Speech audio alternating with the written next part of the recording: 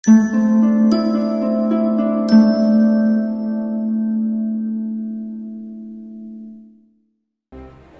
मैं हूं आपके साथ प्रीति चंद्रा। शुरुआत करते हैं खास खबर से। यूपी में कोरोना के लिए 3 जिम्मेवार है। जी हां, यूं तो देश के अनेक राज्यों में कोरोना का कहर बरप रहा है, लेकिन धीरे धीरे यूपी में कोरोना का कहर किस रफ्तार से बढ़ रहा है, यहाँ इस कहर के लिए अभी तक 3 लोगों को जिम्मेदार माना गया। आइए जानते हैं उत्तर प्रदेश को इस बड़े संकट की ओर किसने ढकेला।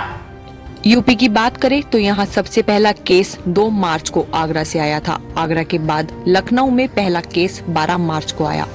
यहाँ एक महिला चिकित्सक में कोरोना की पुष्टि हुई थी, जिसकी फॉरेन ट्रैवल हिस्ट्री थी। इसके बाद 20 मार्च को उत्तर प्रदेश में कोरोना के 23 केस सामने आए और 31 मार्च तक केसेस बढ़कर 103 हो गए। मार्च के अंत तक भी हालात काफी काबू में थे, लेकिन फिर अचानक से अगले एक महीने में उत्तर प्रदेश कोरोना संक्रमित मरीजों की संख्या 1337 के पार हो गई। आपको बता दें कि उत्तर प्रदेश में 3 बड़े कारणों से कोरोना मरीजों की संख्या बढ़ी। ये 3 बड़े कारण थे: जमाती, पारस हॉस्पिटल और cease fire company. Uttar Pradesh में कोरोना से जुड़े मामलों की संख्या में जैसे जैसे बढ़ोतरी हुई, वैसे वैसे ही योगी सरकार ने कमर कस ली थी।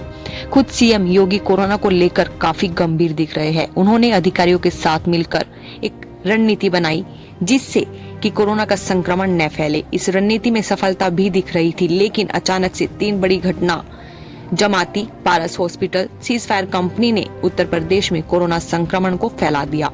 लखनऊ में सर्वाधिक मामले जमात से आए लोगों के हैं। ये आंकड़े साफ कह रहे हैं कि अगर जमात का केस नहीं होता तो उत्तर प्रदेश में कोरोना संक्रमण का ऐसा रूप कभी सामने नहीं आता। देश भर में कोरोना मरीजों की संख्या में एकदम से उछाल आया। इसका कारण तबलीगी जमात ही है।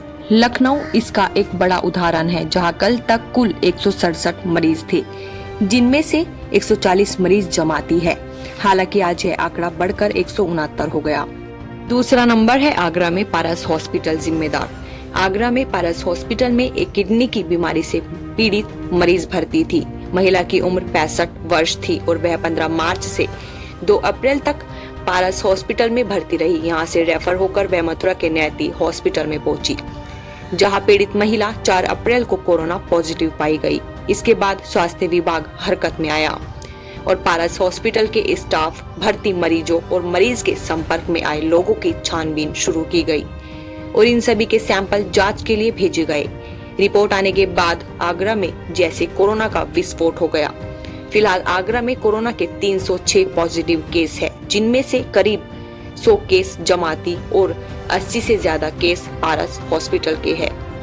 और तीसरा नंबर आता है नोएडा में सीज फायर कंपनी का। नोएडा में कोरोना को फैलाने में एक सीज फायर कंपनी की बड़ी भूमिका रही है। इस कंपनी में ब्रिटेन से एक शख्स ऑडिट के लिए आया था। वह शख्स कोरोना वायरस से संक्रमित था। इसके बाद कंपनी का एक कर्मचारी नोएडा जिला अस्पताल में भर्ती हुआ। उसके कुछ दिन बाद ही उसमें कोरोना पॉजिटिव पाया गया। नोएडा में लगातार कोरोना मरीजों की संख्या में बढ़ोतरी होती गई। संक्रमितों में आधे से ज्यादा लोग सीज फायर कंपनी के अधिकारी, कर्मचारी या उनके कॉन्टेक्ट के हैं। फिलहाल नोएडा में 102 संक्रमित हो गए हैं।